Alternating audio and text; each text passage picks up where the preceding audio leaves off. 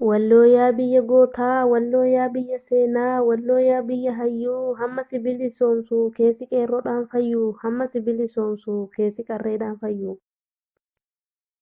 Barsumaaf jecha dhabnee qeerroo meeqa fi hayyuu, dubartii fi daa'ima sheekota meeqa dhabnee, maali wanni kee kuni maaliif garaa nuun laafne, maali wanni kee kuni maaliif garaa nuun laafne.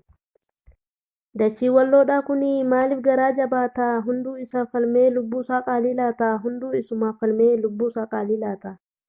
Eenyu jiraachisuu fi qaqqaalii irraa nyaata, hattuu fi gantuun kunoo nagaan keessa jiraata, hattuu fi gantuun kunoo nagaan irra jiraata. Magaalaa Haxaayyii balaan itti buute, reeb ilmaan safaarii Haxaayyii kee guute, dhiinnis laga yaa'ee galaana fakkaate, dhiinnis laga yaa'ee galaana fakkaate. Dhiinnis laga yaa'ee galaana fakkaate, sarelleen hin tuqu ajaanis nu fixe, harki rabbii bal'aa bokka samii buuse kunoo nurraa dhiqe, alhamdulillaahi harki rabbii bal'aa bokka samii buuse kunoo nurraa dhiqe. Haadha qeerroo deessee umrii nuuf dheeradhu, hamtuu sin arginii nagayaan jiraadhu, hamtuu sin arginii nagayaan jiraadhu. Abiyoot kaasaayee saree masi nyaate, waraanni kee sunis cilee bahar buute, waraanni kee sunis cilee bahar buute.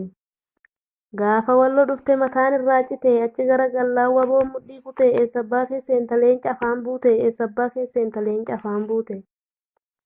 Jawaar Maammadii leencaati deesse, Oromoof dubbannaa fuutee qilee keesse, Oromoof dubbannaa fuutee qilee keesse, waan nun godhin qabda yaa ilmaan diqaalaa, gochi kan keessunis kan Minilik caalaa, gochi kan keessunis kan abbaa kee caalaa. Galatuma. Walloo yaa biyya gootaa, walloo yaa biyya seenaa, walloo yaa biyya hayyuu.